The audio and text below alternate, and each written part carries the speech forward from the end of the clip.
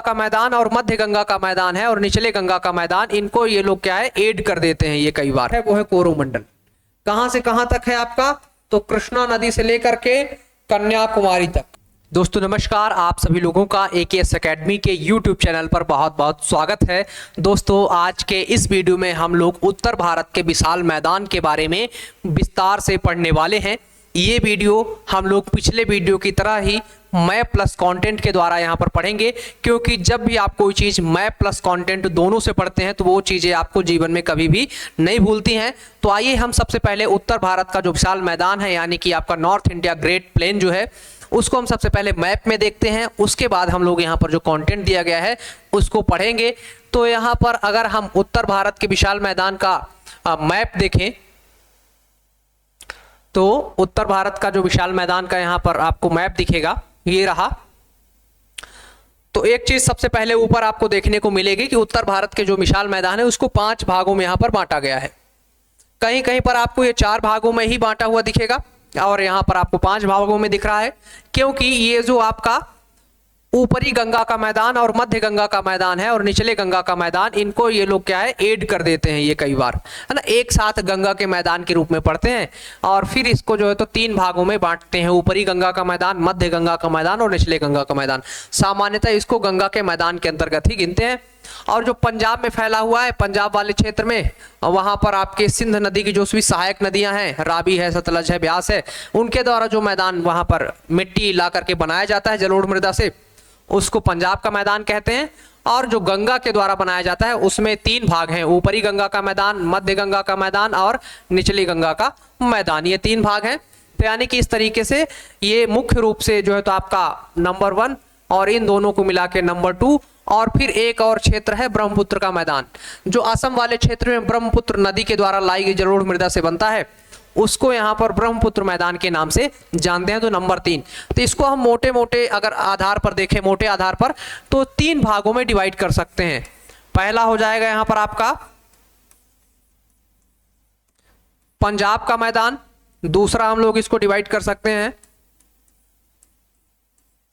गंगा का मैदान, और तीसरा हम लोग इसको जो डिवाइड कर सकते हैं वो है ब्रह्मपुत्र, है ना, का मैदान। फिर गंगा के मैदान को हम लोग 3 भागों में डिवाइड कर सकते हैं। यहां पर 3 भागों में कौन कौन से? तो यहां पर ऊपरी गंगा का मैदान हो सकता है आपका, है ना, ऊपरी गंगा मैदान। फिर यहां पर हम इसको और डिवाइड कर सकते हैं मध्य गंगा का मैदान, फिर यहां पर निचले गंगा का मैदान। तो टोटल यहां पर बड़े आधार पर देखें या मोटे आधार पर देखें तो पंजाब है, फिर गंगा का मैदान है, फिर यहां पर ब्रह्मपुत्र का मैदान है, और गंगा के मैदान को यहां पर 3 भागों में, ऊपरी गंगा का मैदान और मध्य गंगा का मैदान और निचली गंगा के मैदान में यहां पर बांटा गया है। तो जो आपको मैप में यहां पर नंबरिंग के माध्यम से दिख रहा होगा, जैसे नंबर 1 यहां पर है, तो ये किसका क्षेत्र है आपके? ये पूरा आपका जो एरिया है ये पंजाब का मैदान है। कौन सा मैदान है? पंजाब का मैदान। इसका निर्माण किससे होता है? सिंधु और उसकी सहायक नदियों के द्वारा बहाकर लाए गए जलोढ़ मृदा से पंजाब के मैदान का निर्माण हुआ है। ये पंजाब और कुछ भाग इसका थोड़ा सा आपको गुजरात में देखने को मिल रहा होगा। फिर यहां पर दूसरा जो आपको भाग दिखाई दे रहा है,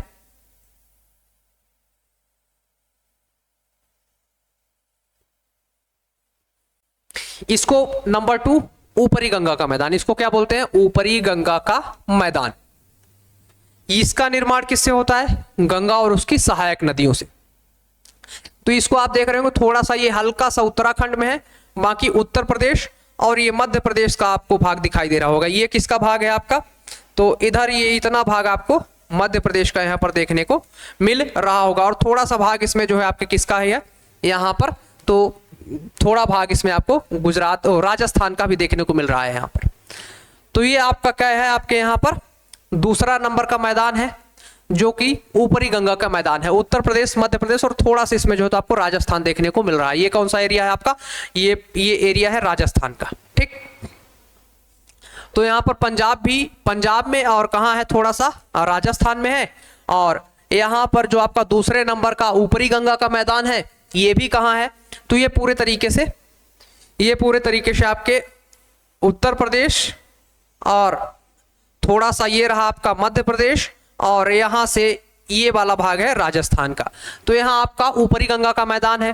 फिर उसके बाद आगे चलें और हम लोग जो तीसरे नंबर का है यहाँ पर देखें तो इसका एरिया रहा ये आपका, है ना, इसमें बिहार है ना आपका आता है, उत्तर प्रदेश का आधा भाग आता है, थोड़ा सा झारखंड का भी भाग इसमें आता है।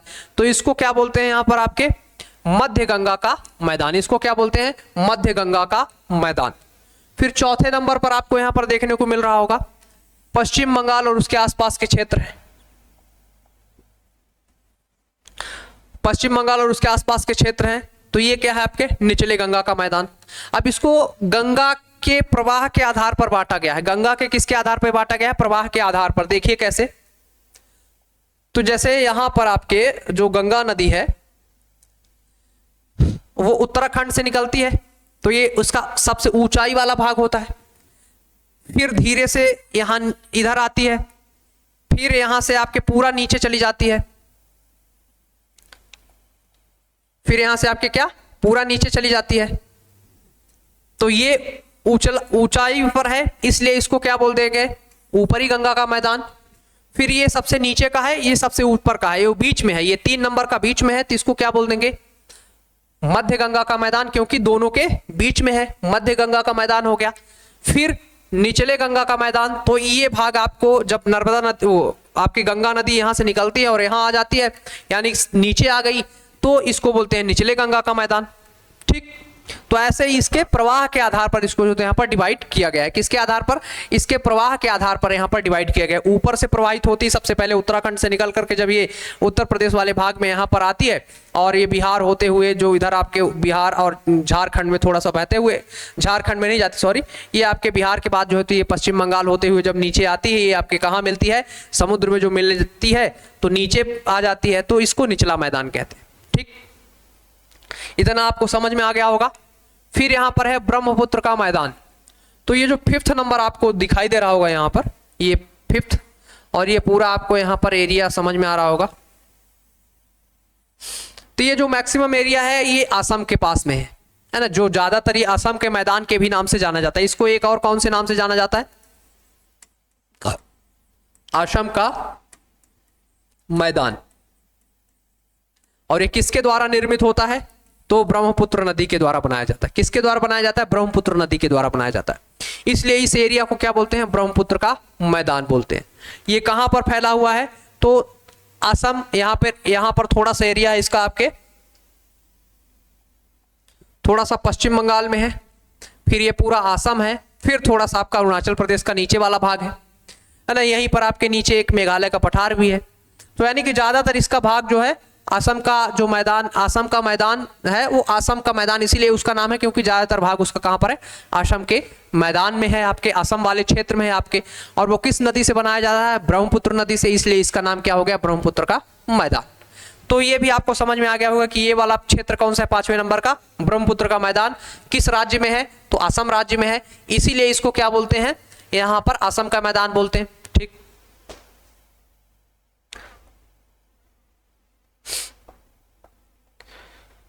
फिर ये जो मैदान है आपका, ये खादर, यहाँ पर आपके जो तो हिमालय के जस्ट नीचे से यहाँ पर भाबर, तराई, खादर और बांगर में बांटा गया है।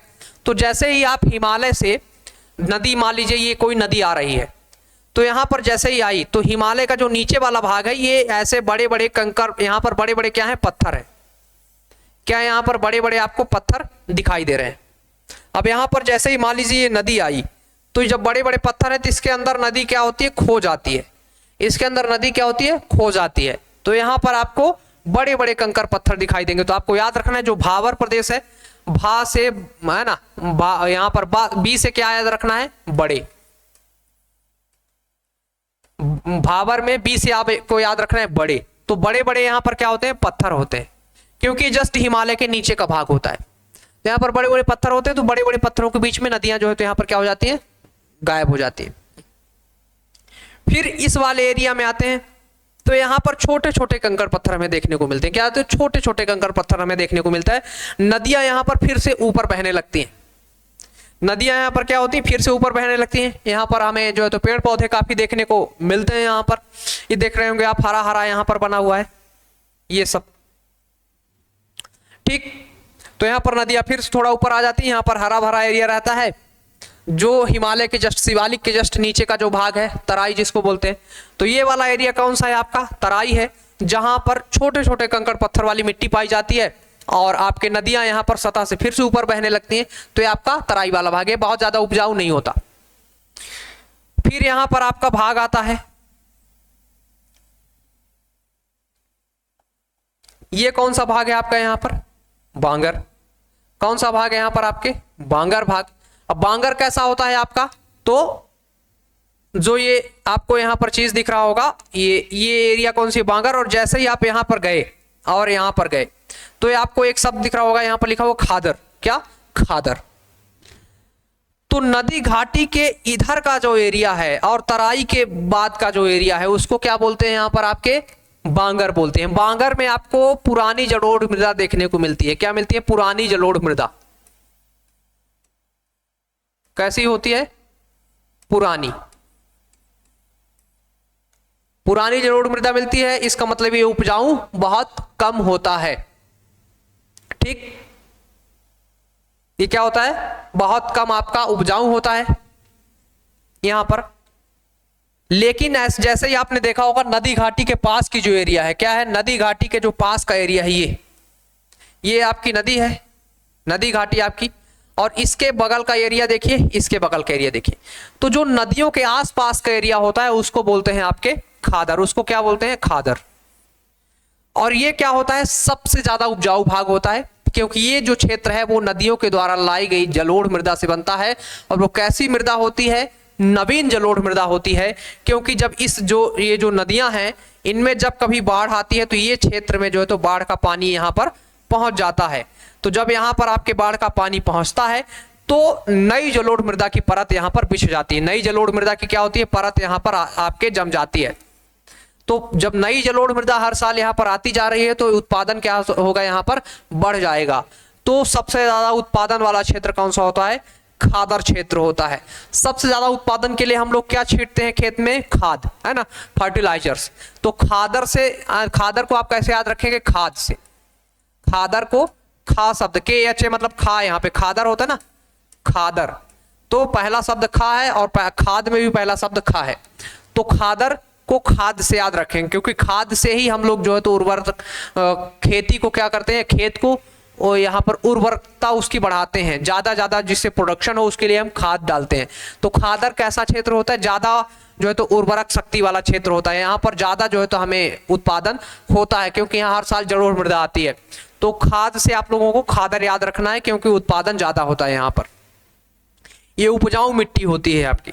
बांगर में पुरानी जलोढ़ मृदा होती है, तो इसलिए यहाँ पर जो है तो ज्यादा उपजाऊ नहीं होता ये, क्योंकि ये पुरानी जलोढ़ मृदा है और यहाँ पर आपके जल नहीं पहुंच पाता। आपके जो नदी का जल है वो यहाँ पर नहीं पहुंच पाता, है ना। नदी का जो जल यहाँ पर नहीं पहुंचता, तो ये एक बार बहुत पहले जो यहाँ पर मिट्टी जम गई है वो यहाँ पर है, तो वो उसको क्या बोलते हैं? बांगर, ठीक। तो आपको याद हो गया वो बांगर में पुरानी जलोढ़ मृदा पाई जाती है। खादर जो नदियों के पास वाला भाग होता है, जहां बाढ़ का पानी पहुंचता रहता है, वहां पर नवीन जलोढ़ मृदा आपकी निर्मित होती रहती है, उसको बोलते हैं खादर। और जस्ट जो आपके शिवालिक हिमालय के जस्ट नीचे वाला जो भाग है उसको बोलते हैं तराई। और यहाँ पर तराई से जस्ट जो ऊपर का, जहां पर बड़े बड़े आपके जो शिलाएं पाई जाती, बड़े बड़े पत्थर पाए जाते हैं, उसको बोलते हैं भाबर। भाबर में नदियां आती हैं, यहाँ पर बड़े बड़े पत्थर होते हैं, उसके नीचे जो नदियां गुम हो जाती हैं। फिर तराई में आती हैं, तराई में कंकड़ पत्थर वाली मिट्टी पाई जाती है यहाँ पर, और यहाँ पर जो तो पेड़ पौधे आपके काफी होते हैं। और तो यहाँ पर नदियां सतह से ऊपर बहने लगती हैं, फिर यहाँ पर जाती हैं और जलोढ़ मृदा का निर्माण करती हैं, और ये आपके जो है तो आगे जा करके खादर वाले क्षेत्र में जो तो यहाँ पर भी जलोढ़ मृदा का निर्माण करती हैं। और इस वाले एरिया में पुरानी जलोढ़ मृदा होती है, और जो नदी बेसिन के आसपास के एरिया होते हैं उसमें आपके कैसी क्षेत्र है वो, तो आपका वहां पर नवीन जलोढ़ मृदा मिलती है, इसलिए उसको खादर यहाँ पर कहते हैं।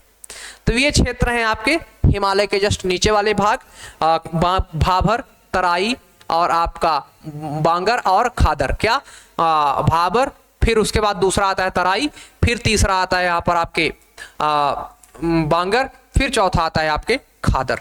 ठीक, तो जो जहां पर नदियों का पानी नहीं पहुंचता, आपको बस इतना याद रखना है, जहां नदियों का पानी नहीं पहुंचता उसको क्या बोलते हैं, बांगर। वहां पर बहुत पहले कभी नदियों का पानी जाता रहा होगा लेकिन अब नहीं जाता, तो उसको बांगर। और जहां पर नदियों का पानी पहुंचता रहता है, नदियों के आसपास की जो एरिया होती है वहां पर जलोढ़ मृदा निर्मित होती है, इसलिए उसको खादर बोलते हैं। सबसे उपजाऊ क्षेत्र जो होता है आपका खादर ही माना जाता है। अब हम लोग चलते हैं आगे और यहां पर बात करते हैं कंटेंट की, यानी कि उत्तर भारत के विशाल मैदान से रिलेटेड जो महत्वपूर्ण फैक्ट हैं उनको देख लेते हैं यहां पर। तो सबसे पहला पॉइंट है यहां पर आपका, उत्तर भारत के मैदान को किस अन्य नाम से भी जाना जाता है? तो सिंधु, गंगा और ब्रह्मपुत्र के मैदान के नाम से इसको जाना जाता है, क्योंकि आपका जो ज्यादातर इसका जो एरिया है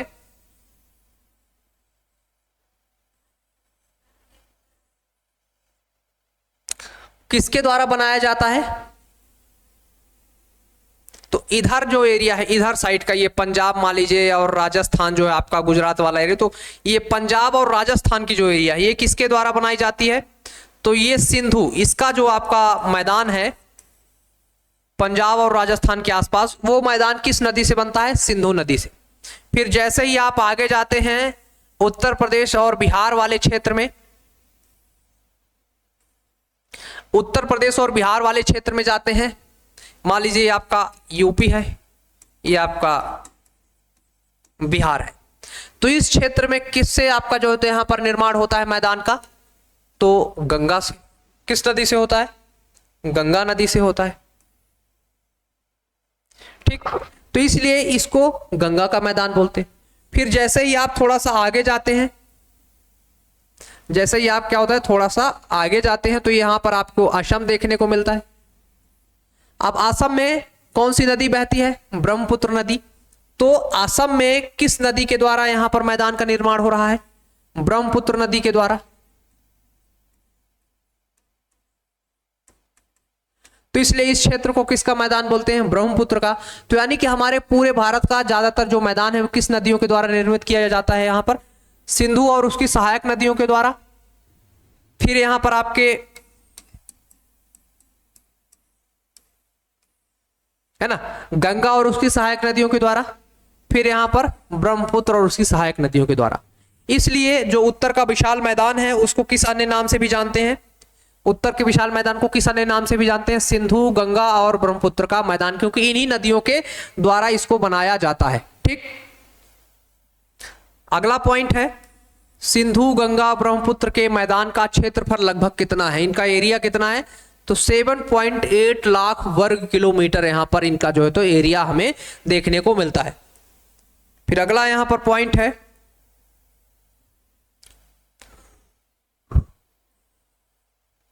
विश्व का सर्वाधिक जलोढ़ निक्षेपित मैदान कौन सा है? तो उत्तर भारत का विशाल मैदान है। सर्वाधिक जलोढ़ मृदा कहां है? आपके उत्तर भारत में हमें देखने को मिलती है, क्योंकि ज्यादातर नदियां जो है आपके इसी क्षेत्र में प्रवाहित होती हैं। ज्यादातर नदियां क्या होती, इस क्षेत्र से प्रवाहित होकर के नीचे की तरफ जाती हैं, जिसमें सबसे बड़ी नदी भारत की गंगा नदी, ब्रह्मपुत्रा नदी और सिंधु और उसकी सहायक नदियों के द्वारा बनाया जाता है। तो ये सभी नदियां क्या करती हैं? यहाँ पर आपके जलोढ़ मृदा का निक्षेप करते हैं इन क्षेत्रों में। तो सबसे ज्यादा जलोढ़ मृदा इन्हीं क्षेत्रों में पाया जाता है आपके। अगला पॉइंट है, उत्तर भारत के मैदान की ढाल किस प्रकार की है? उत्तर भारत के मैदान का जो स्लोप है वो किस प्रकार का है? तो अत्यंत कैसा है? मंद है। अत्यंत कैसा है? मंद है, मतलब कुछ इस तरीके से, कुछ ऐसा। एक ढाल कैसा हो सकता है? ये पूरा है ना, ऐसा पूरा ढाल हो गया।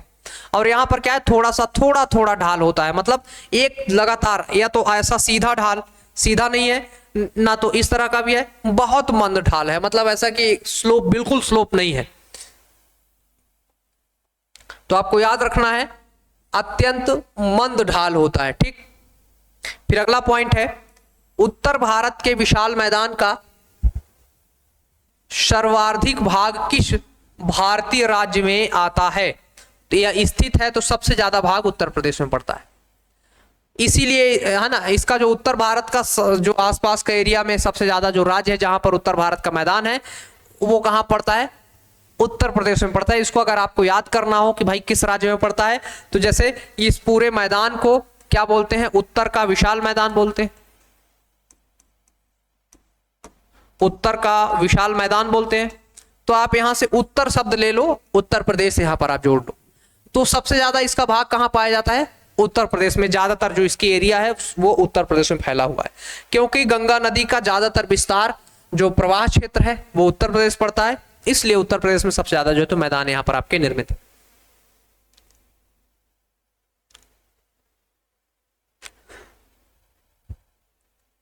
फिर इसके बाद उत्तर का जो मैदान है उस कई भागों में बटा हुआ है, खादर है, बांगर है, भाबर है। तो सबसे पहले यहां पर हम किसको पढ़ेंगे?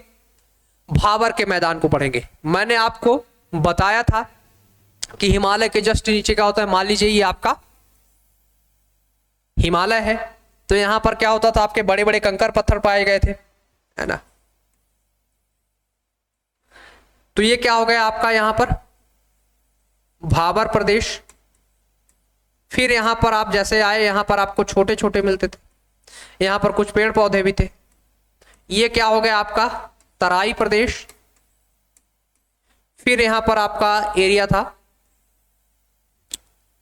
जहां पर पुरानी जलोढ़ मृदा का निक्षेप था, यहां पर इसको क्या बोलते थे? बांगर। फिर उसके बाद आगे गए और हमें एक और क्षेत्र मिला जो कहलाया आपका खादर। और खादर कैसा क्षेत्र था? नवीन जलोढ़ मृदा वाला क्षेत्र था, जो नदी घाटियों के द्वारा जहां पर आपका लाए गए मिट्टी से बना हुआ हो। बना तो ये भी है, बांगर भी उन्हीं नदी मिट्टी से, पर इसकी एक खासियत है खादर की कि जब बाढ़ का पानी, नदियों का बाढ़ का पानी खादर मैदान तक हमेशा पहुंचता रहता है और यहाँ पर नवीन जलोढ़ मृदा का निर्माण हमेशा होता रहता है। हर बरसात में इस वाले एरिया तक पानी पहुंचता है और नवीन जलोढ़ मृदा है ना, नदियों के द्वारा इसमें हर साल नए जलोढ़ मृदा का यहाँ पर जमाव किया जाता है। तो खादर इस तरह से जो है तो आपके मैदानी भाग आगे जाकर के शुरू होता है। तो इसीलिए सबसे पहले हम लोग यहाँ पर क्या पढ़ेंगे? भाबर प्रदेश।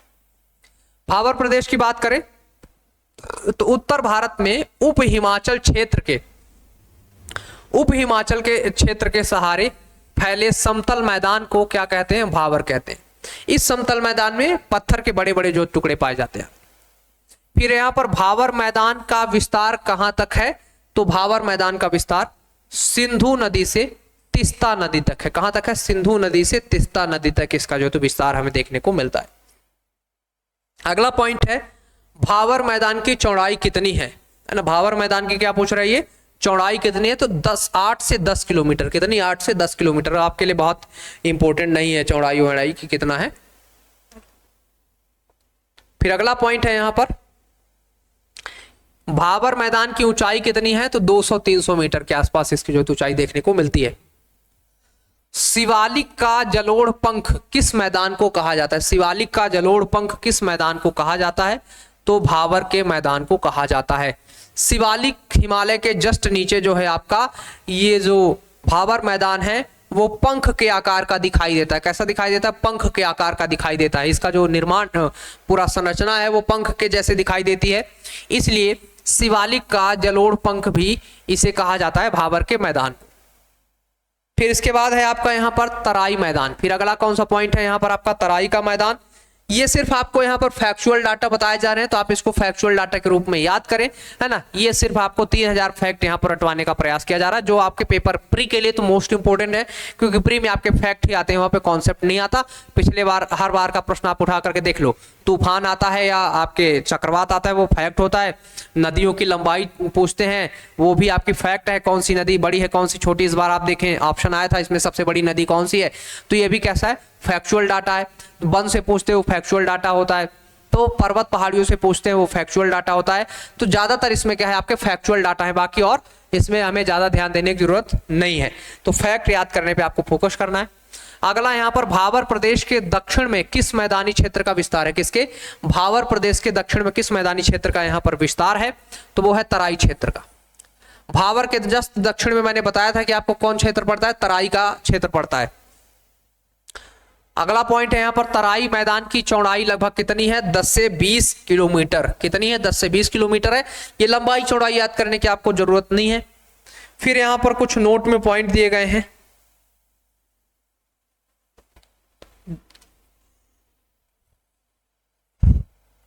तराई के मैदान में क्या होता है, महीन कंकड़ पत्थर, रेत तथा चिकनी मिट्टी का निक्षेप पाया जाता है। मैंने आपको बताया था कि जो आपका भावर वाला प्रदेश है उसमें बड़े बड़े पत्थर चट्टाने पाई जाती हैं। इस वाले क्षेत्र में क्या होता है, ये महीन कंकड़ पत्थर, क्या होते हैं, महीन कंकड़ पत्थर और रेत तथा चिकनी मिट्टी इसमें पाई जाती है। तराई क्षेत्र में भावर की लुप्त नदियां पुनः सतह पर जीवित हो जाती है। मैंने बताया था आपको कि भावर में बड़े बड़े पत्थर के नीचे नदियां जो है तो गायब हो जाती है। यहां पर लुप्त नदियां पुनः सतह पर क्या होती हैं, जीवित हो जाती हैं। तराई का मैदान घने वनों से ढका हुआ है। मैंने बताया था यहां पर आपको वनस्पतियां, पेड़ पौधे मिलते हैं, है ना। तो ये क्या है, घने वनों से ढका हुआ है। ठीक, फिर इसके बाद आपका अगला मैदान आता है यहां पर बांगर, है ना। ये आपका बांगर वाला क्षेत्र, बांगर का मैदान। ये किसके पास था, जस्ट तराई के नीचे, जहां पर पुरानी जलोढ़ मृदा से बना हुआ है।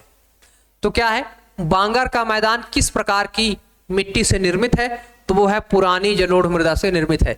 यहां तक हर बार जो है तो नदियों के बाढ़ का पानी नहीं पहुंच पाता, नदियों का पानी नहीं पहुंच पाता, इसलिए यहां पर पुरानी जलोढ़ मृदा है। नई यहां पर जम ही नहीं पाती, क्योंकि पानी कभी नदियों का यहां तक अब नहीं आता। ठीक, फिर उसके बाद यहां पर अगला पॉइंट है, बांगर के मैदान का विस्तार मुख्यतः किन राज्यों में है, तो पंजाब एवं उत्तर प्रदेश में। बांगर मैदान मुख्यतः कहां फैला हुआ है, पंजाब और उत्तर प्रदेश में। फिर यहां पर देखें तो बांगर मैदान के कुछ क्षेत्रों में अत्यधिक सिंचाई के कारण मृदा की ऊपरी सतह पर नमक की सफेद परत जम जाती है। इन्हें क्या बोलते हैं, रेह या कल्लर बोला जाता है। इसे क्या बोला जाता है, रेह या कल्लर बोला जाता है।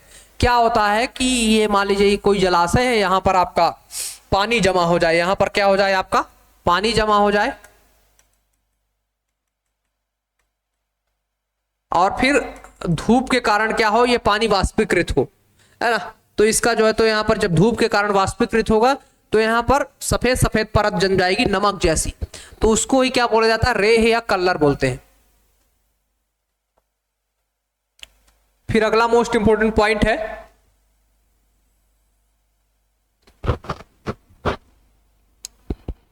बांगर मैदान में अपर्दन के कारण उभरी, है ना, उपर्दन के कारण उभरी ककड़ीली मिट्टी को क्या कहा जाता है, मतलब जो है वहां पर मिट्टी को पानी के द्वारा बहा ले गया है, वहां पर कंकड़ पत्थर के छोटे छोटे कण बचे हैं, बाकी मिट्टी वहां की बह गई है। तो जो अपर्दन, बांगर मैदान में अपर्दन के कारण उभरी ककड़ीली मिट्टी को क्या कहा जाता है, किसको कहा जाता है, भूड़। क्या कहा जाता है, भूड़। ठीक, तो ऊपर आपको याद रखना है, अभी हमने लोगों ने जो इसके पहले पॉइंट पढ़ा था कि जब सफेद सफेद पूरा जम जाता है अधिकतर जल के कारण, तो उसको रेह या कल्लर बोलते हैं। और जो अपर्दन के कारण जो उभरी हुई ककड़ीली मिट्टी को क्या कहा जाता है, तो भूड़ कहा जाता है। फिर इसके बाद पॉइंट है आपका खादर का मैदान। फिर अगला पॉइंट क्या है यहाँ पर आपके, खादर का मैदान। तो खादर का मैदान किस प्रकार की मिट्टी द्वारा निर्मित है, तो ये आपके नवीन जलोढ़ मृदा के द्वारा निर्मित है। ये मैंने आपको कई बार बताया, मैप में भी दिखाते दिखाते। किससे निर्मित है, नवीन जलोढ़ मृदा से। फिर अगला पॉइंट है यहां पर, खादर के मैदान का विस्तार मुख्यतः किन राज्यों में है। किसका, जो खादर का मैदान है, सबसे उपजाऊ मैदान है, उसका विस्तार कहां है, तो ये आपके पूर्वी उत्तर प्रदेश में, बिहार में और पश्चिम बंगाल में है। कहां कहां है, पूर्वी उत्तर प्रदेश, बिहार और पश्चिम बंगाल में इसका विस्तार हमें देखने को मिलता है। फिर यहां पर अगला पॉइंट देखें तो खादर भूमि की मृदा में नमी, जो खादर भूमि है उसमें मृदा में नमी धारण करने की क्षमता का प्रमुख कारण क्या है, तो चीका की अधिकता। किसकी, चीका की अधिकता के कारण ये लोग नमी जो है तो आपकी ज्यादा धारण करते हैं।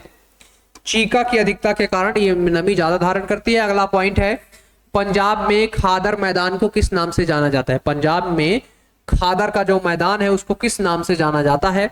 तो इसे बेट के नाम से जाना जाता है। क्या? बेट के नाम से जाना जाता है। तो मोस्ट इंपोर्टेंट पॉइंट है, आपको याद रखना है, खादर का जो मैदानी भाग पंजाब में है उसको किस नाम से जानते हैं? तो बेट के नाम से यहां पर जाना जाता है।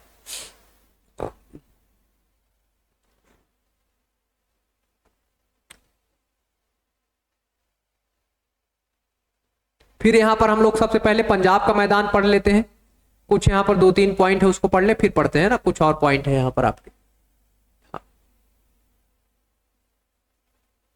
तो हम लोग पढ़ रहे थे आपके खादर वाला मैदान, उसमें ये नोट का पॉइंट है आपको।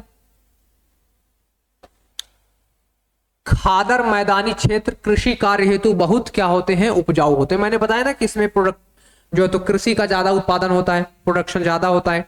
ये कैसा है ना, उपजाऊ में आपका क्षेत्र है। खादर प्रदेश नदियों के निचले हिस्से में स्थित है। कहाँ है? नदियों के निचले हिस्से में है। बाढ़ का पानी वहां तक हमेशा पहुंचता रहता है। निचले हिस्से में स्थित है, जिस पर बाढ़ के समय जलोढ़ की नई परत जम जाती है। बाढ़ के समय क्या होता है? यहाँ पर नई परत जमती है, यानी नवीन जलोढ़ मृदा का निर्माण होता है। और कब होता है? बाढ़ के समय में होता है।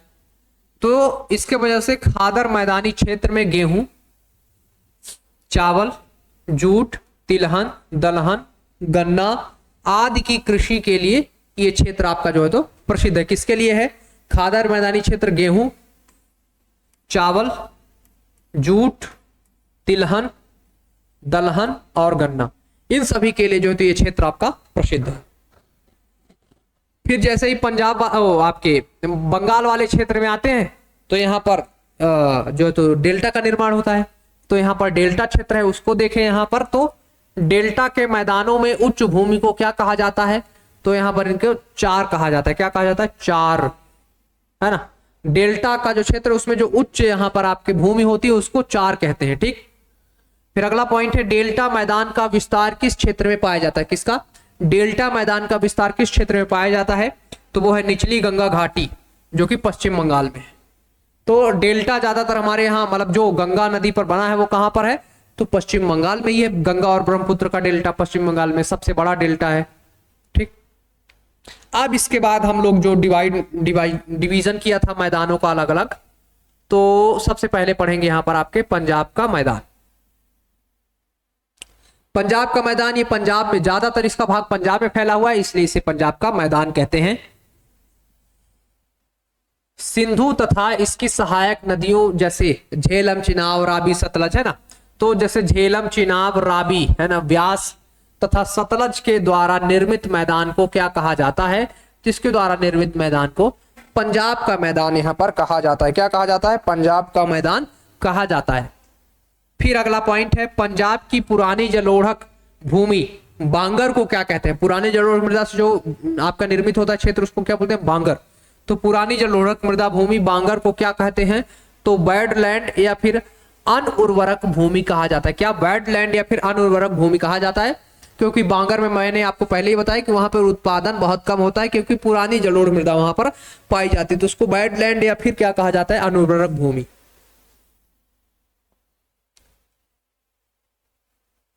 फिर अगला पॉइंट है यहां पर आपका पंजाब के पर्वतपदीय मैदान में, पंजाब के पर्वतपदीय मैदान में नदियों के द्वारा अपर्दन से निर्मित भूमि को क्या कहते हैं? तो चास या चौस कहते हैं, है ना। इसी को चाज भी कहीं कहीं कहते हैं। क्या कहते हैं? चाज भी, है ना, चाज। तो चास या चाज जो है तो इसको कहा जाता है। अब यहां पर पंजाब के मैदान के दोआब क्षेत्रों की बात करें। दोआब क्षेत्र मतलब होता है दो नदियों के बीच का क्षेत्र। दोआब का मतलब क्या होता है? दो नदियों के बीच का क्षेत्र। तो दोआब यानी दो नदियों के मध्य स्थित भूमि को क्या कहते हैं? क्या कहते हैं इसको? तो दोआब के नाम से जानते हैं। आपको याद रखना है, दो नदियों के बीच के क्षेत्र को दोआब के नाम से जानते हैं। यहां पर एक तरफ लिखा है आपका दोआब, एक तरफ लिखा है नदी। तो जैसे पहला दोआब है बारी दोआब, ये किन दो नदियों के बीच का क्षेत्र है? तो व्यास और रावी नदी के मध्य के क्षेत्र को बारी दोआब कहते हैं। अब इसको याद करने के लिए आप याद कर सकते हो, एक है आपका बारी, है ना, शब्द क्या है बारी, जो कि आपके दोआब से जुड़ा हुआ है। तो बा से आपको याद रखना है, बा से आप क्या याद रखेंगे व्यास, और र से क्या याद रखना है आपको, तो र से आप याद रखेंगे यहां पर रावी। ठीक, तो वा से आपको व्यास याद रखना है, र से याद आपको क्या रखना है रावी रखना है। तो इस तरीके से आप बारी दोआब से व्यास एवं रावी के मध्य के मैदान को याद रख सकते हैं। फिर अगला यहां पर दोआब है आपका सिंधु सागर दोआब। कौन सा है सिंधु सागर दोआब। ये किन नदियों के बीच में है, तो झेलम चेनाब एवं सिंधु नदी के मध्य में है। किसमें है, झेलम चेनाब और सिंधु नदी के मध्य में आपका सिंधु सागर दोआब यहां पर पड़ता है। फिर इसके बाद अगला यहां पर चाज है ना, चाज दोआब। चाज दोआब किन नदियों के बीच में पड़ता है, चेनाब एवं झेलम के यहां पर जो तो नदियों के बीच में पड़ता है। अब देखिए इसको याद करने के लिए चाज, यहां से आपने चाज ले लिया, अब चा से आप याद कर सकते हैं चेनाब, चा से याद क्या कर सकते हैं चेनाब, और जा से तो जब झेलम की स्पेलिंग लिखते हैं तो जे एच लिखते हैं, तो जे से जा होता है, तो यहां पर जा से आप या इसी को जे एच लिख दे, जे लिख दे, तो इससे आप क्या ले सकते हैं झेलम। तो च से आपने चेनाब, और जय का अगर इंग्लिश जा का यहां पर इंग्लिश लिखें तो जे होता है, और झेलम की स्पेलिंग लिखते समय हम लोग जे एच लिखते हैं, तो यहां पर आपको जे से झेलम शब्द ले लेना है।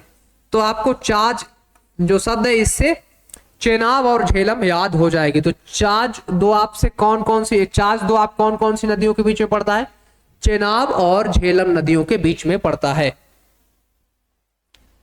फिर अगला पॉइंट है यहां पर आपके रचना दोआब। क्या है रचना दोआब, ये किन किन नदियों के बीच में पड़ता है, तो रावी और चेनाब के मध्य ये आपका जो है तो दोआब पड़ता है। इसको भी आप लोग याद कर सकते हैं। तो रचना लिखा आपने, और यहां पर र से सीधा लेना है आपको रावी, और च से लेना है चेनाब, बाकी ना को रहने देना है। तो रचना से रावी और क्या है आपका चेनाब। तो नदियों का नाम आपको याद हो गया, रचना में रा से रावी और चा से चेनाब, तो रावी और चेनाब। फिर है अगला आपका बिस्त दोआब। अगला कौन सा दोआब है, बिस्त दोआब।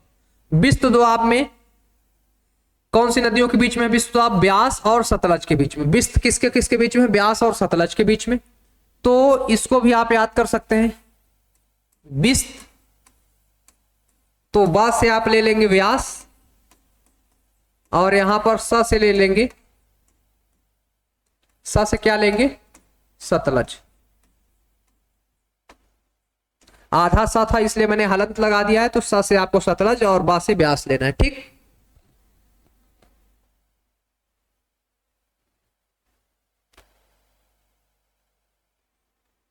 फिर अगला पॉइंट है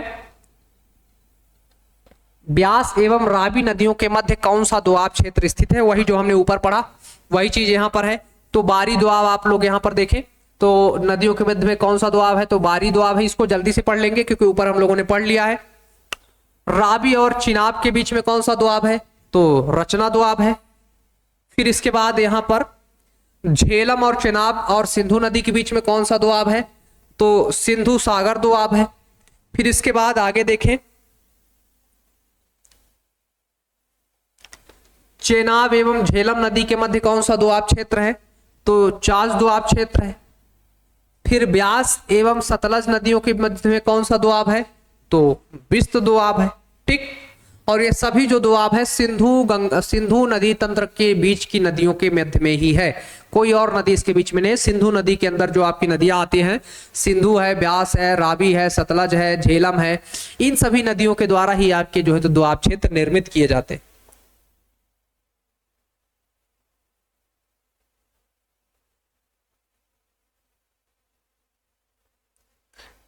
तो ये हम लोगों ने पंजाब का मैदान पढ़ लिया। इसके बाद अब हम लोग राजस्थान का मैदान पढ़ेंगे। कौन सा मैदान पढ़ेंगे, राजस्थान का मैदान पढ़ेंगे।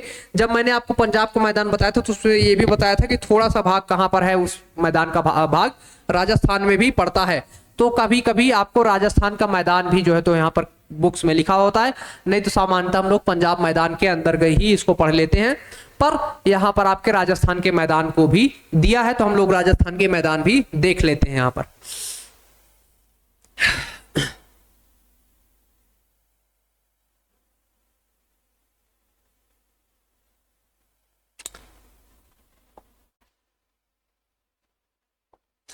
राजस्थान का मैदान तथा केंद्रीय उच्च भूमि के मध्य कौन सा पर्वत यहाँ पर है? तो कौन सा पर्वत है राजस्थान में?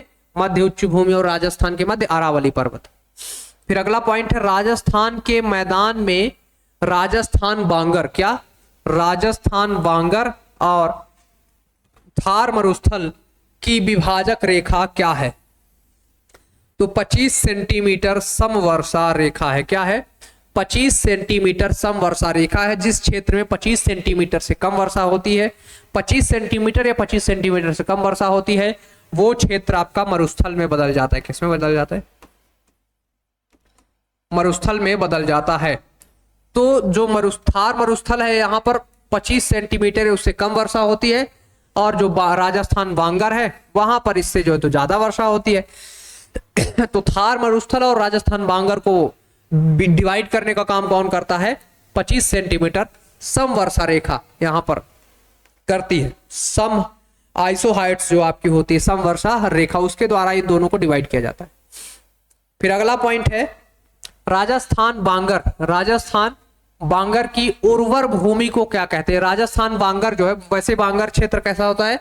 अनुर्वरक होता है, ज्यादा उसमें उर्वरता नहीं पाई जाती, लेकिन कुछ कुछ क्षेत्र जो है अगर उसमें सिंचाई उचाई अच्छे से कर दी जाए तो वो आपके उर्वरक हो जाते हैं। वो कैसे होते हैं? उर्वरक हो जाते हैं, उत्पादन बढ़ जाता है। तो यहाँ पर पूछा जा रहा है कि राजस्थान बांगर की जो उर्वर भूमि है, जहां पर सिंचाई उचाई के माध्यम से उर्वरता बढ़ाई गई है, उसको क्या कहते हैं? तो उसको बोलते हैं रोही। उसको क्या बोलते हैं? रोही बोलते हैं। फिर अगला पॉइंट है राजस्थान का जो यहां पर मैदान है उसमें कृषि हेतु, है ना, एग्रीकल्चर के लिए, जल संसाधन के लिए किस नहर का विकास किया गया है? तो इंदिरा गांधी नहर का विकास किया गया है। किसका विकास किया गया है? इंदिरा गांधी नहर का विकास किया गया है इस क्षेत्र में पानी सिंचाई के लिए। फिर पॉइंट है राजस्थान के मैदान की एक प्रमुख नदी कौन सी है? तो वो है लूनी नदी। कौन सी है? लूनी नदी, जो आगे जाकर के गुजरात के पास में कच्छ किरण के पास में लुप्त हो जाती है। तो क्या है आपकी यहाँ पर एक कौन सी नदी है? लूनी नदी। फिर अगला पॉइंट है भारत की सबसे बड़ी अंतःस्थलीय खारे पानी की झील। अंतःस्थलीय खारे पानी की झील सांभर झील उत्तर भारत के किस मैदान में अवस्थित है? तो सांभर झील कहां पर है? आपके राजस्थान में। कहां पर है? सांभर झील आपके राजस्थान में पड़ती है।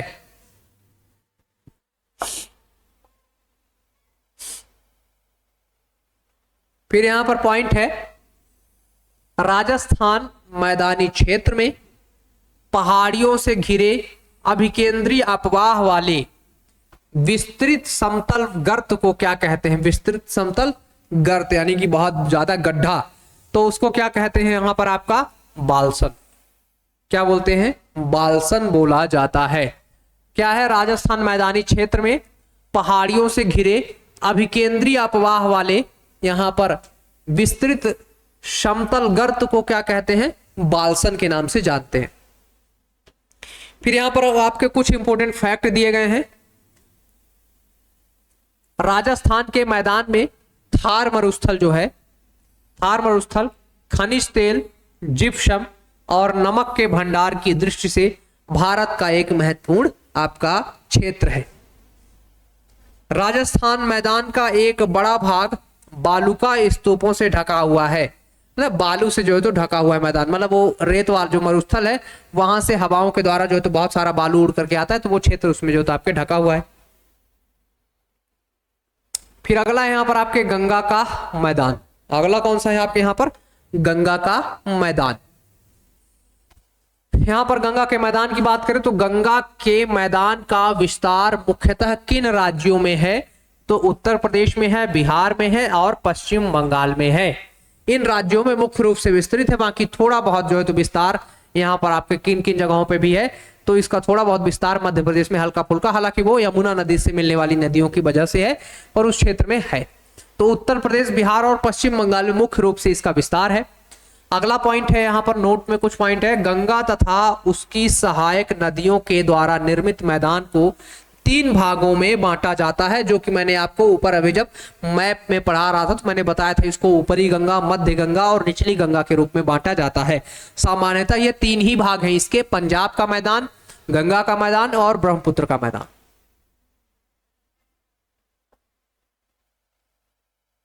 तो कौन कौन से 3 भागों में बांटा जाता है? ऊपरी गंगा का मैदान है ना, पश्चिमी उत्तर प्रदेश वाला जो भाग है आपका, ठीक, उसको यहां पर आपके ऊपरी गंगा का मैदान बोलते हैं। फिर यहां पर आपके मध्य गंगा का मैदान, पूर्वी उत्तर प्रदेश और बिहार का जो क्षेत्र है उसको बोलते हैं। निम्न गंगा का मैदान पश्चिम बंगाल को बोलते हैं। यानी कि आपका यहां पर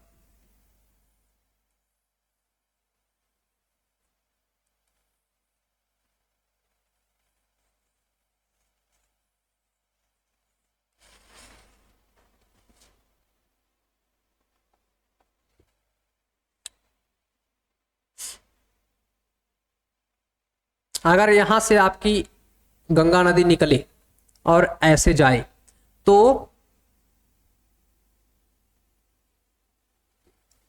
ये जो है आपका, मान लीजिए यहां पर उत्तर प्रदेश और ये बिहार का एरिया और ये रहा आपका पश्चिम बंगाल।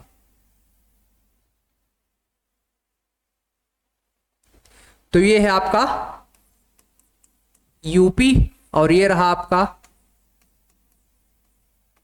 बिहार और ये रहा आपका बंगाल। तो उत्तर प्रदेश में ये जो पश्चिम का उत्तर प्रदेश है, उत्तर प्रदेश में भी कौन सा क्षेत्र, जो पश्चिम उत्तर प्रदेश है, ये है ना पश्चिम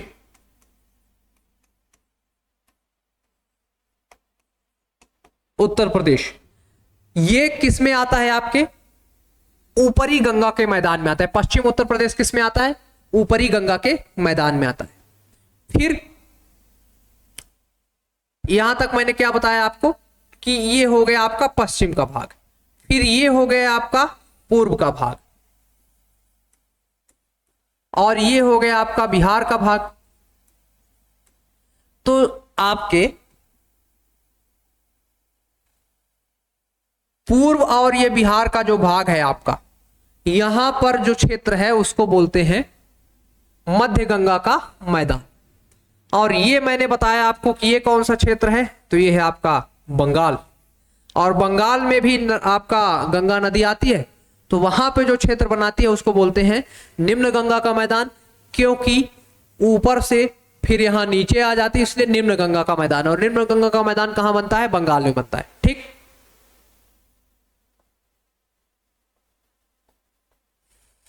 तो इसको 3 भागों में बांटा जाता है।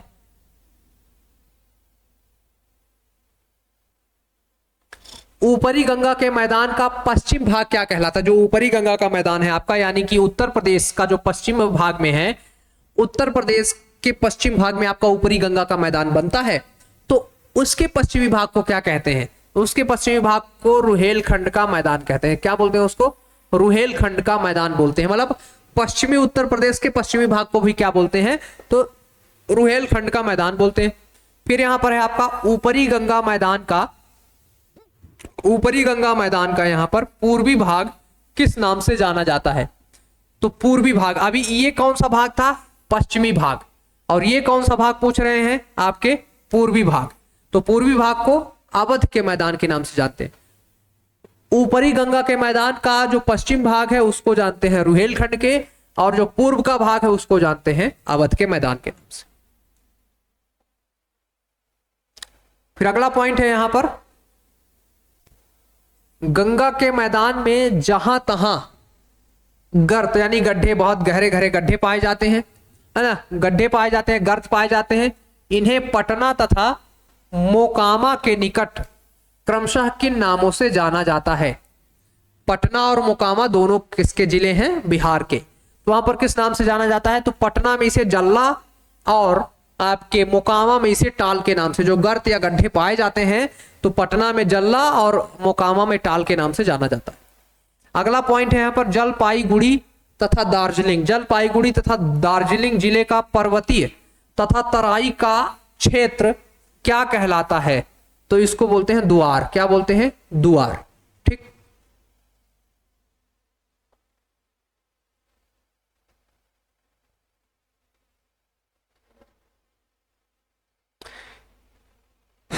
फिर इसके बाद आगे चलते हैं और यहां पर कुछ विशेष तथ्य हैं उनको देखते हैं, फिर हम लोग लास्ट जो मैदानी भाग है हमारा ब्रह्मपुत्र का उसको देखेंगे। तो गंगा के मैदान की रचना एक अग्रगर्त में हुई है। क्या है? अग्रगर्त में जो है तो इसकी रचना हुई है। मध्य गंगा के मैदान में गोखुर झील बहुतायत में पाई जाती है। कैसी झील?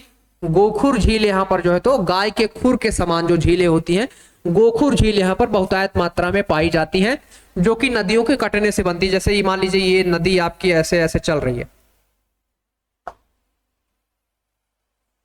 ये मान लीजिए कोई नदी है जो ऐसे ऐसे इस तरह से सर्पीले कार में चल रही है, और ये जो क्षेत्र है मान लीजिए कभी क्या हो जाए, यहां से ये नदी है आपकी बह रही है और ये क्षेत्र में पानी जमा रहा है।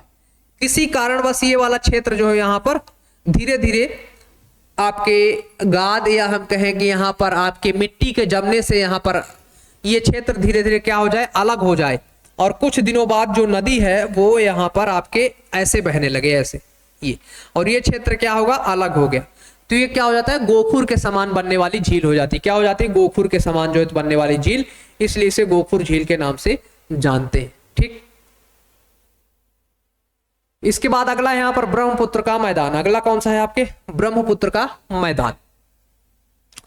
तो ये ब्रह्मपुत्र का मैदान इसका क्यों नाम है? क्योंकि ये ब्रह्मपुत्र नदी के द्वारा बनाया जाता है। हिमालय पर्वत एवं मेघालय के पठार के मध्य कौन सा मैदानी क्षेत्र अवस्थित है? उसको बोलते हैं ब्रह्मपुत्र का मैदान। क्योंकि असम के जस्ट नीचे आपका मेघालय का पठार स्थित है और ऊपर जो है तो हिमालय स्थित है। बीच में आपका मतलब कि आप ऐसा समझो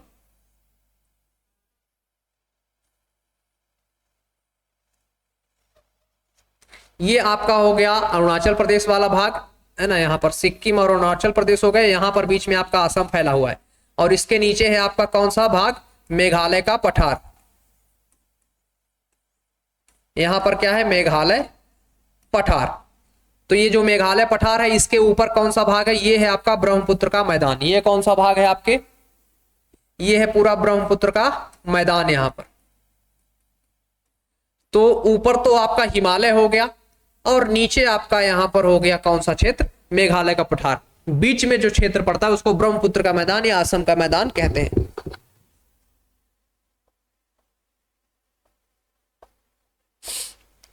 फिर यहां पर अगला पॉइंट देखें तो ब्रह्मपुत्र, अगला पॉइंट है ब्रह्मपुत्र मैदान में किन फसलों की कृषि की जाती है? तो यहां पर चावल तथा पटसन है ना, चावल तथा पटसन की जो तो खेती यहां पर होती है। पानी बहुत मात्रा में आता है इसलिए यहां पर चावल की खेती होती है, और जूट या पटसन की भी खेती यहां पर की जाती है। अगला पॉइंट है ब्रह्मपुत्र के मैदान का विस्तार मुख्यतः किस राज्य में है? तो मुख्यतः किस राज्य में है? असम राज्य में है, इसीलिए इसको असम का मैदान भी कहा जाता है।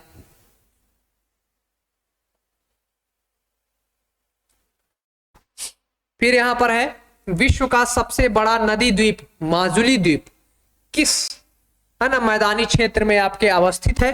तो कहां अवस्थित है? ब्रह्मपुत्र के मैदानी क्षेत्र में, जो असम में आपका स्थित है माजुली द्वीप। ब्रह्मपुत्र नदी के बीच में बहुत बड़ा आपका आइसलैंड है। तो इस तरीके से यहां पर हम लोगों ने क्या पढ़ लिया? आपके जो भारत के आपके उत्तर के विशाल मैदान के जो जो पार्ट थे उनको पढ़ा हम लोगों ने। इसके बाद इसी में हम लोग इसी से जुड़ा हुआ एक भाग और पढ़ लेते हैं, उसको बोलते हैं आपके जो है तो भारत के तटीय मैदान। उसको क्या बोलते हैं? भारत के तटीय मैदान। तो हम लोग भारत के तटीय मैदान को इसी से लगातार इसी में जो है तो पढ़ लेते हैं। तो यहाँ पर अब बहुत छोटा सा टॉपिक है हमारा भारत के तटीय मैदान, उसको देख लेते हैं। इसके पहले हम लोगों ने क्या देखा? उत्तर के विशाल मैदान को देखा। इसके बाद भारत के तटीय मैदानों की बात करें तो जैसे कि हमें पता है भारत के जो तटीय मैदान है वो दोनों साइड आपके बटे हुए हैं। ये इसका पूर्वी तटीय मैदान होता है और ये है आपका पश्चिम तटीय मैदान। पश्चिमी तटीय मैदान। तो इन दोनों को हम लोग क्या करेंगे, मैप से समझने की कोशिश करेंगे, क्योंकि आप जब मैप से समझते हैं तो चीजें आपके दिमाग में क्या होती हैं, बैठ जाती हैं। तो हम लोग यहाँ पर किससे समझने का प्रयास करेंगे, मैप से समझने का प्रयास करेंगे। तो ये रहा क्षेत्र आपका जो कि पूर्वी और पश्चिमी तटीय मैदान में बटा हुआ है। ये यहां से लेकर के ये इसको पूरा बोलते हैं आपका ईस्टर्न कोस्टल प्लेन, है ना, पूर्वी तटीय मैदान। और यहां से लेकर के इस पूरे क्षेत्र को बोलते हैं वेस्टर्न कोस्टल प्लेन। ठीक, वेस्टर्न कोस्टल प्लेन और ईस्टर्न कोस्टल प्लेन, इतना तो आप समझ गए होंगे। अब इन जो है तो तटीय मैदानों को अलग अलग भागों में यहां पर जो है तो आपके बांटा गया है। जैसे कि आप यहां पर देख पा रहे होंगे कि यहां पर उत्कल कोस्ट है, नॉर्थन सरकार है, इसको क्या बोलते हैं, उत्तरी सरकार, और इंग्लिश में नॉर्दर्न सरकार। फिर यहां पर आपका है कोरोमंडल कोस्ट। फिर इधर आप देखें तो है आपका रन ऑफ कच्छ, फिर है काठियावाड़ का यहाँ पर आपका मैदान, फिर है यहाँ पर आपका कोंकण कोस्ट, फिर है यहाँ पर आपका कर्नाटक कोस्ट, और फिर है यहाँ पर आपका मालाबार कोस्ट। ठीक, तो हम लोग यहाँ पर सबसे पहले पश्चिम तट से पढ़ना शुरू करते हैं, क्योंकि इन क्षेत्रों को जो है तो अलग अलग जो भागों में डिवाइड किया गया। तो हमें यह याद रखना है कि जैसे काठियावाड़ किस राज्य में पड़ता है, तो जैसे काठियावाड़ का जो आपका मैदान है, ये इसका ज्यादातर भाग आपके गुजरात में पड़ता है। ज्यादातर भाग कहां पड़ता है इसका, गुजरात में। तो काठियावाड़ का मैदान कहां पर है, गुजरात में है। इसी काठियावाड़ मैदान के ऊपर का भाग है रण ऑफ कच्छ। तो काठियावाड़ मैदान कहां पड़ता है, गुजरात में। अब आया आपका यहां पर कोंकण कोस्ट, है ना, कोंकण कोस्ट है या फिर कोंकण तट। तो यहां से लेकर के यहां तक है आपका क्या, कोंकण कोस्ट या फिर कोंकण तट। ये आपके दमन से लेकर के, कहां से लेकर के, दमन से लेकर के कहां तक पड़ता है, दमन से लेकर के गोवा तक। कहां से कहां तक पड़ता है, दमन से लेकर के गोवा तक। फिर दूसरा आपको यहां पर देखने को मिलेगा कर्नाटक कोस्ट। क्या है, कर्नाटक कोस्ट। इसी को कर्नाटक कोस्ट को आपको कन्नड़ तट के नाम से भी कहीं कहीं जो तो मिलता है। क्या बोलते हैं इसको, इसको बोलते हैं कन्नड़ तट। ठीक, तो कर्नाटक को कन्नड़ तट के नाम से भी जाना जाता है। ये कहां से कहां तक विस्तृत है, तो ये आपका गोवा से लेकर के कर्नाटक के मैंगलोर तक, कर्नाटक के मैंगलोर तक आपका ये फैला हुआ है कन्नड़ तट या फिर कर्नाटक तट। फिर आपका जो ये मालाबार तट है, ये आपका का जो आपका यहां पर मालाबार तट है, ये कहां से कहां तक फैला हुआ है। तो मालाबार तट की बात करें तो कर्नाटक के मैंगलोर से लेकर के कन्याकुमारी तक, कर्नाटक के मैंगलोर से लेकर के कहां तक फैला हुआ है, कन्याकुमारी तक। तो इनका आपको क्षेत्र याद रखना है, कहां से कहां तक फैले हुए हैं। सबसे पहले मैंने बताया काठियावाड़ का मैदान, तो वो गुजरात में ही है। फिर है आपका कोंकण तट या कोंकण कोस्ट, तो ये कहां पर है कोंकण कोस्ट आपका, तो ये दमन से लेकर के गोवा तक है। दमन से लेकर के कहां तक है, गोवा तक है। फिर आपका कर्नाटका कोस्ट या फिर कन्नड़ तट जिसको बोलते हैं, वो गोवा से लेकर के कहां तक है, तो कर्नाटक के मैंगलोर तक है या मैंगलुरु तक है। फिर आपका मालाबार कोस्ट की बात करें तो ये कहां से कहां तक है, मालाबार कोस्ट आपका, तो मालाबार कोस्ट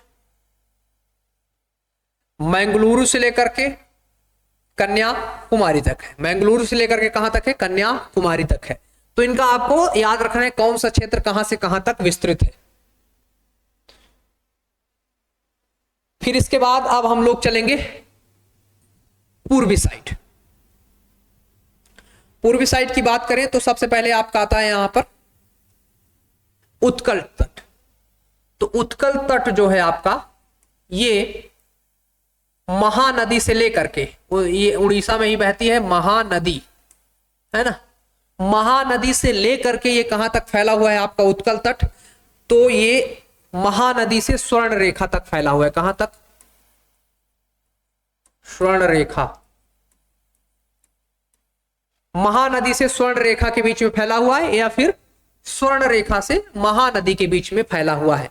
ठीक, तो आपको याद रखना है उत्कल कोस्ट जो है तो स्वर्ण रेखा से महानदी तक या महानदी से स्वर्ण रेखा के बीच में फैला हुआ है।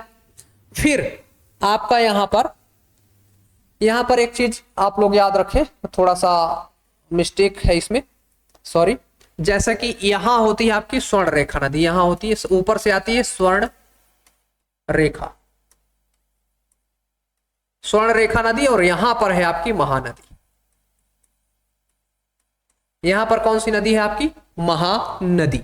तो स्वर्ण रेखा से महानदी तक का जो क्षेत्र है, स्वर्ण रेखा से महानदी तक का जो क्षेत्र है, इसको क्या बोलते हैं? आपके स्वर्ण रेखा से महानदी तक के क्षेत्र को बोलते हैं यहां पर आपका उत्कल कोस्ट। इसको क्या बोलते हैं? उत्कल कोस्ट, है ना, या फिर उत्कल तट के नाम से इसको जो होता है आपके जानते हैं, स्वर्ण रेखा से महानदी तक के क्षेत्र को। फिर इसके बाद जैसे आपके उत्तरी सरकार है, उत्तरी सरकार, तो वो महानदी से लेकर के कृष्णा, इसको क्या बोलते हैं? आपका यहां पर है नॉर्दर्न सरकार, या फिर इसी को बोलते हैं आपका उत्तरी सरकार, नॉर्दर्न सरकार या फिर उत्तरी सरकार के नाम से इसको जानते हैं। ये कहां से कहां तक फैला है आपका? तो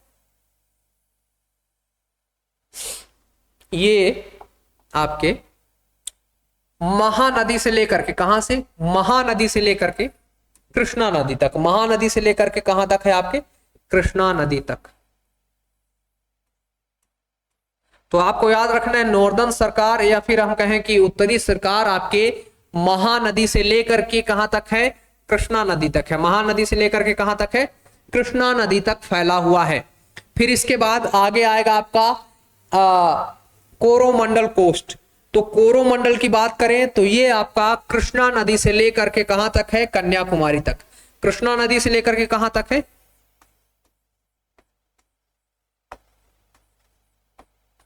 कन्याकुमारी तक। कृष्णा नदी से कन्याकुमारी तक आपका कौन सा क्षेत्र है? कोरोमंडल कोस्ट या फिर कोरोमंडल तट। तो इसमें सबसे बड़ा आपको कौन सा क्षेत्र दिखाई दे रहा है? तो सबसे बड़ा है आपका यहां पर कोरोमंडल कोस्ट या फिर कोरोमंडल तट। तो दोनों साइड सबसे बड़ा हमारा जो समुद्र का तट है वो है कोरोमंडल। कहां से कहां तक है आपका? तो कृष्णा नदी से लेकर के कन्याकुमारी तक। ठीक, तो ये आपको याद रहेगा। उत्कल कहां से कहां तक है आपका?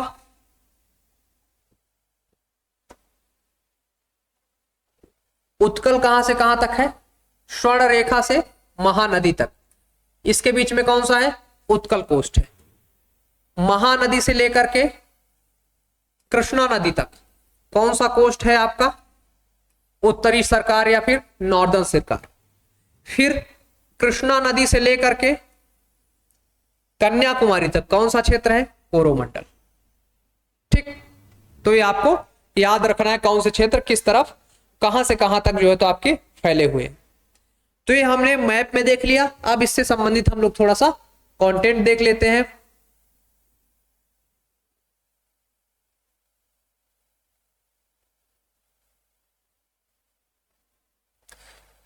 तो पहला पॉइंट है भारत के तटीय मैदान का विस्तार कहां से कहां तक है? तो प्रायद्वीपीय पर्वत श्रेणी एवं समुद्र तट के मध्य तक है। कहां है? प्रायद्वीपीय पर्वत श्रेणी एवं समुद्र तट के मध्य है, यानी कि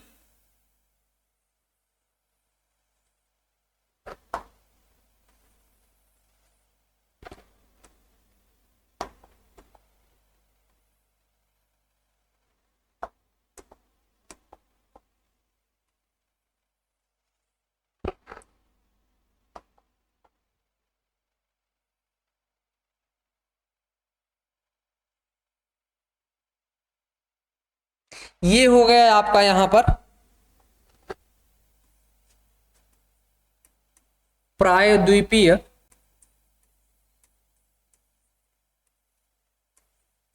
पर्वत श्रेणी। ये क्या हो गया आपका? प्रायद्वीपीय क्षेत्र हो गया। कुल मिलाकर के ये क्या है आपका? प्रायद्वीपीय क्षेत्र है।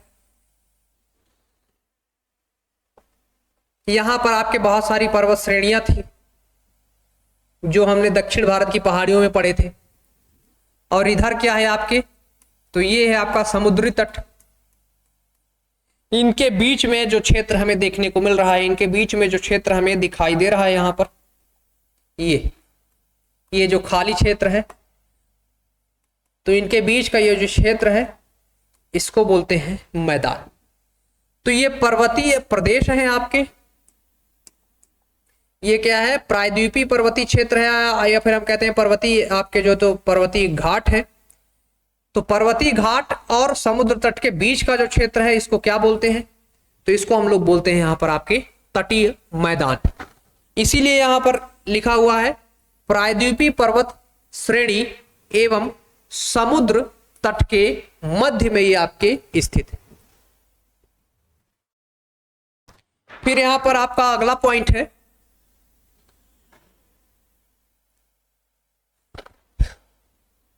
तटीय मैदान के निर्माण का मुख्य कारण क्या है, तो सागरीय तरंगों द्वारा अपरदन एवं निक्षेपण तथा पठारी नदियों के अवसाद के जमाव से। ये जो आपका मैदानी क्षेत्र यहां पर बना है,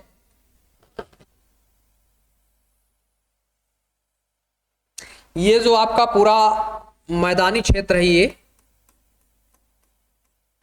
ये कैसे बना है, तो इधर से समुद्र की लहरें जाती हैं, वो मिट्टी कंकड़ पत्थर जो है तो जमा करती है, यानी कि अवसाद जमा करती हैं।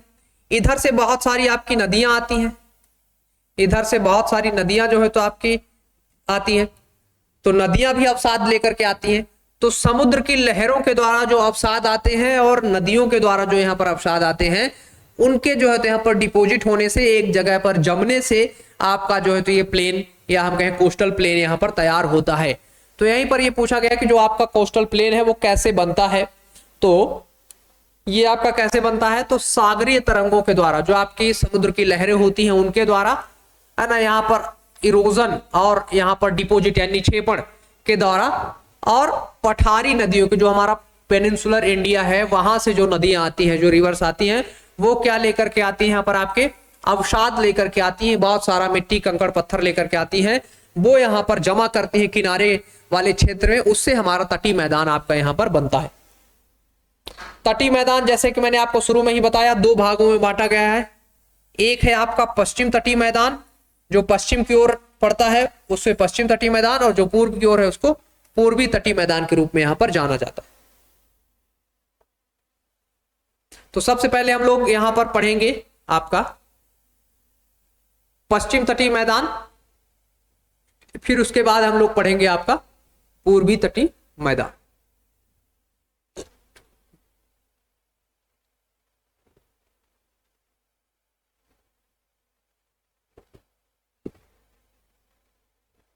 तो यहां पर पश्चिम तटीय मैदान की बात करें तो पश्चिम तटीय मैदान का विस्तार कहां तक है। पश्चिम तटीय मैदान कौन सा है आपका, ये जो पूरा एरिया है ये आपका पश्चिम तटीय मैदान है।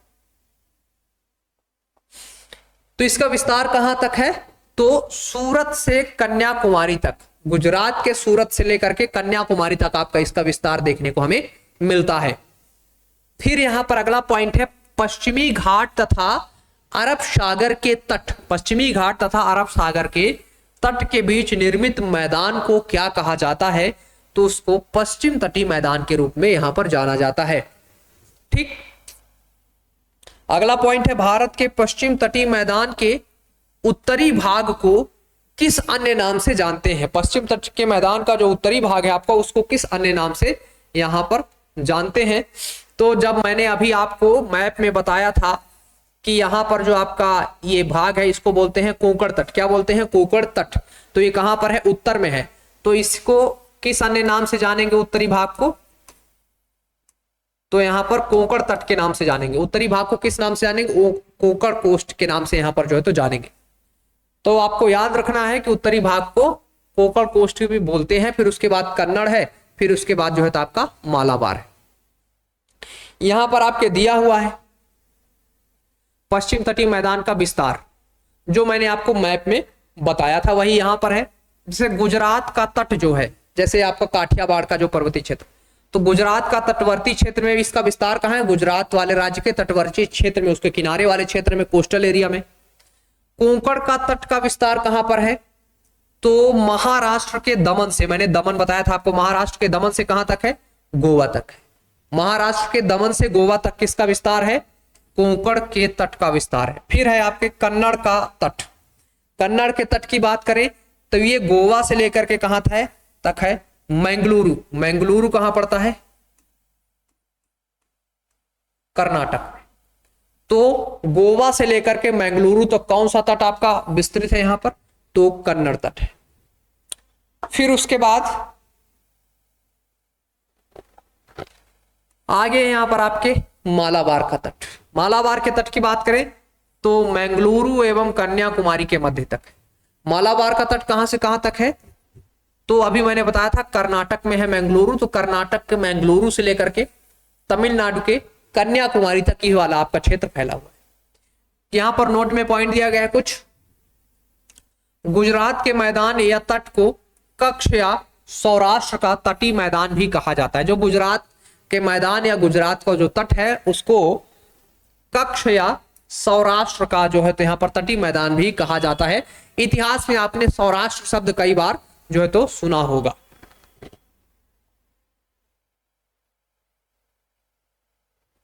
फिर अगला पॉइंट है, भारत का पश्चिमी तटीय मैदान किस राज्य में सर्वाधिक चौड़ा है? पश्चिम तटीय मतलब इधर का जो मैदान है सर्वाधिक कहां पर जो है तो उसकी विड्थ ज्यादा है? तो वो है गुजरात में। सबसे ज्यादा कहां चौड़ा है? तो गुजरात में सबसे ज्यादा चौड़ा हमें दिखाई देता है। फिर अगला पॉइंट है, कोंकण के तटीय मैदान पर कौन से वन अधिक पाए जाते हैं? कोंकण वाला कौन सा क्षेत्र है? महाराष्ट्र के दमन से लेकर के गोवा तक का जो क्षेत्र है उसको बोलते हैं कोंकण तट। तो कोंकण तट पर कौन से वृक्ष पाए जाते हैं? साल तथा सागवान या सागौन के वृक्ष यहां पर जो है आपके पाए जाते हैं। फिर नेक्स्ट पॉइंट है यहां पर कयाल। क्या आपका कयाल या लैगून किस तटीय मैदान में पाए जाते हैं? तो वो है मालाबार के तटीय मैदान में आपके कयाल या फिर लैगून पाए जाते हैं। लैगून झील आपने केरल में वेम्बनाथ का नाम सुना होगा, तो वो कैसी है? लैगून झील है। तो कयाल या लैगून आपके मालाबार क्षेत्र में सबसे अधिक पाए जाते हैं। अगला पॉइंट है, कन्नड़ के तटीय मैदान में मुख्य कृषि कौन कौन सी है? तो सुपारी, नारियल तथा गरम मसाला है। यहां पर सुपारी है, नारियल है और गरम मसाला यहां पर आपके होते हैं। फिर अगला पॉइंट है यहां पर आपका पश्चिम तटीय मैदान उदाहरण है तो जलमग्न तटीय मैदानों का, यानी कि ये जल में जो है तो डूब जाते हैं कई बार, तो जलमग्न तटीय मैदानों का जो है तो उदाहरण है। फिर यहां पर पश्चिम तट पर अवस्थित प्रमुख नगरों को दिया गया है कि पश्चिम जो आपका कोस्टल एरिया है वो कौन कौन से यहां पर आपके नगर हैं। तो जंजीरा है जो कि महाराष्ट्र में पड़ता है, सिंधुदुर्ग है जो कि महाराष्ट्र में है, कन्नूर है जो कि केरल में है, नागरकोइल है जो कि तमिलनाडु में, और उडुपी है आपका कर्नाटक में। कोई ये आपके लिए आवश्यक नहीं याद करना। फिर यहां पर आपका आ जाता है पूर्वी तटीय मैदान। फिर कौन सा क्षेत्र आ जाता है? पूर्वी तटीय मैदान। अभी हम लोग कौन सा पढ़ रहे थे? पश्चिम तटीय मैदान। पूर्वी तटीय मैदान जो इधर वाला भाग है इसको बोलते हैं पूर्वी तटीय आपका मैदान। ठीक, पूर्वी तटीय मैदान। तो सबसे पहला पॉइंट है कि पूर्वी घाट तथा बंगाल की खाड़ी के तट के बीच निर्मित मैदान को क्या कहते हैं? तो पूर्वी तटीय मैदान के नाम से इनको जानते हैं। किस नाम से जानते हैं?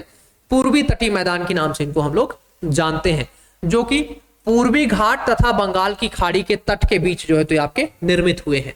पूर्वी घाट और बंगाल की खाड़ी के तट से मतलब है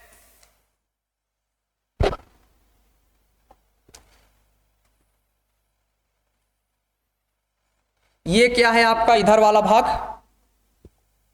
ये है आपका पूरा पूर्वी घाट। ये क्या है? इसको बोलते हैं पूर्वी घाट। इधर जो पूरा क्षेत्र फैला हुआ है आपका, ये सब कौन सा क्षेत्र है? इसको बोलते हैं बंगाल की खाड़ी। और बीच में ये कौन सा क्षेत्र है? तो ये है आपका पूर्व का मैदान या पूर्वी तटीय मैदान। तो इधर आपकी बंगाल की खाड़ी है और इधर आपका क्या है? पूर्वी घाट है। दोनों के बीच में क्षेत्र आपका जो फैला हो उसको बोलते हैं पूर्व तटीय मैदान।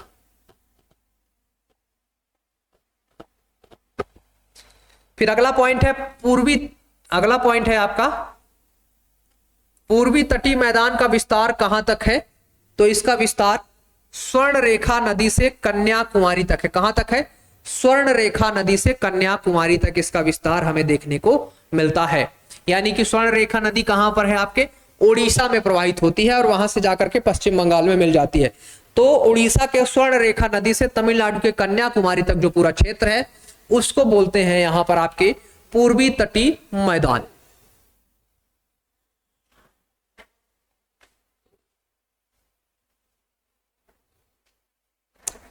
फिर इसके बाद पूर्वी तटीय मैदान से संबंधित कुछ और महत्वपूर्ण यहां पर हम लोग फैक्ट देख लेते हैं।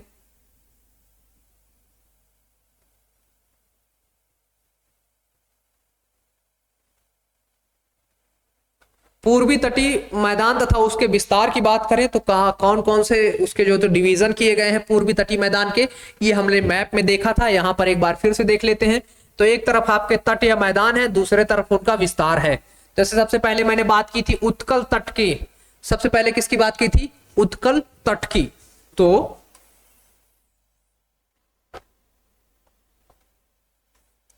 ये हम मान ले अगर हमारा उत्कल तट है, फिर यहां से आपका अगला तट हो जाएगा कौन सा? उत्कल तट के बाद यहां पर उत्तरी सरकार और फिर ये आपका है यहां पर कोरोमंडल। तो पूछ रहा है कि ये मान लीजिए आपका कौन सा मैंने बताया? उत्कल तट। उत्कल तट का विस्तार कहां पर है? तो स्वर्ण रेखा से लेकर के कौन से नदी तक है? स्वर्ण रेखा से लेकर के महानदी तक है। स्वर्ण रेखा से लेकर के कहां तक है? महानदी तक है। ऐसे ही उत्तरी सरकार तट कहां से कहां तक आपका फैला हुआ है? तो महानदी से कृष्णा नदी के मध्य तक है। कहां से कहां तक है? महानदी से कृष्णा नदी तक, यानी कि आंध्र प्रदेश तक आ गया है आपका। फिर अगला तट है आपका कोरोमंडल तट। कोरोमंडल तट कहां है? तो आंध्र प्रदेश में कृष्णा नदी से लेकर के तमिलनाडु के कन्याकुमारी तक है। सबसे बड़ा तट है आपका कोरोमंडल तट। तो इनका आपको विस्तार याद रखना है, कहां से कहां तक आपके फैले हुए हैं। फिर अगला पॉइंट है कृष्णा डेल्टा एवं केप कैमोरिन। क्या कृष्णा डेल्टा एवं केप कैमोरिन के मध्य कौन सा तट स्थित है आपका? तो इनके बीच में आपका कोरोमंडल तट स्थित है। केप कैमोरिन किसका नाम है? पुराना नाम तो वो है आपके कन्याकुमारी का ही। कन्याकुमारी का ही आपका नाम क्या है? Cape Comorin. और कृष्णा डेल्टा, तो कृष्णा नदी जो है तो डेल्टा बनाती है, तो कृष्णा डेल्टा से लेकर के कैप कोमोरिन यानी कि कन्याकुमारी तक जो क्षेत्र आपका फैला हुआ है उसको कोरोमंडल तट बोलते हैं। ये हमने मैप में भी देखा था। फिर अगला पॉइंट है तमिलनाडु के किस तटीय शहर को केप कैमोरिन के नाम से जाना जाता है? तो अभी मैंने ऊपर भी बताया, यहां पर भी लिखा हुआ है कन्याकुमारी। तो केप कैमोरिन के किस नाम से जानते हैं? कन्याकुमारी के नाम से। नेक्स्ट पॉइंट है तमिलनाडु का समुद्र तट क्या कहलाता है? तमिलनाडु का समुद्र तट क्या कहलाता है? तो कोरोमंडल तट कहलाता है, क्योंकि आपको मैप में मैंने यहां पर जो तो बताया था, ये आंध्र प्रदेश में कृष्णा नदी है। कृष्णा नदी से लेकर के पूरा जो तमिलनाडु का एरिया है यहां कन्याकुमारी तक कोरोमंडल तट आपका फैला हुआ है। कौन सा तट है? कोरोमंडल तट आपका फैला हुआ है कृष्णा से लेकर के कहां तक? कन्याकुमारी तक। ठीक।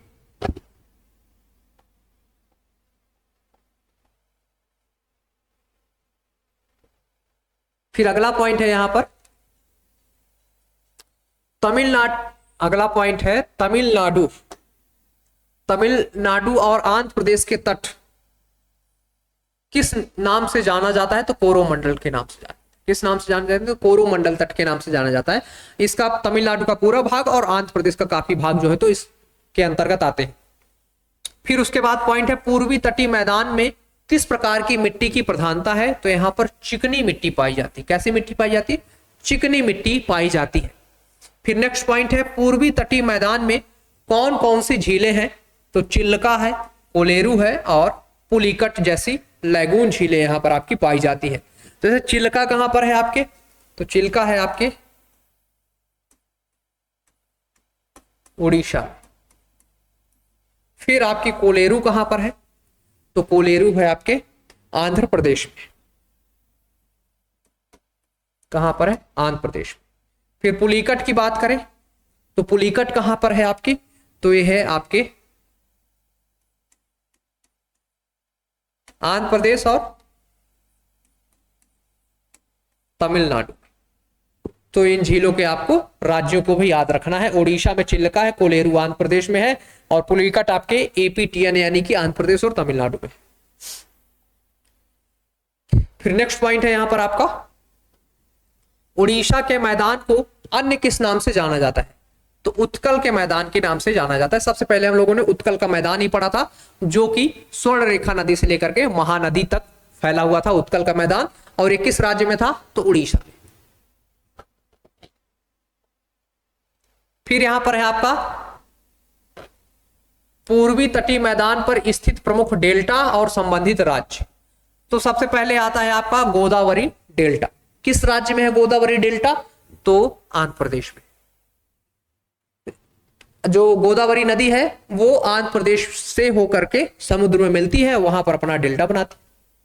कृष्णा नदी का जो डेल्टा है वो भी आंध्र प्रदेश में है, यानी कि आंध्र प्रदेश के बाद ही जो है तो वो समुद्र में मिलती है।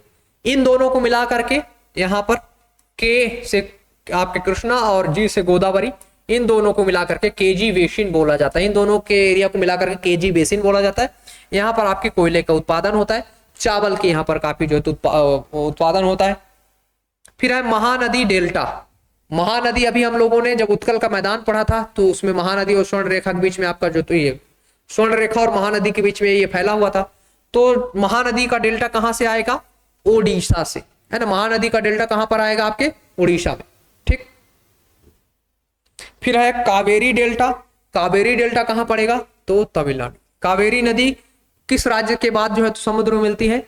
तो वो आपके तमिलनाडु में प्रवाहित होने के बाद समुद्र में मिलती है। फिर यहां पर कुछ पॉइंट है आपके पूर्वी तटीय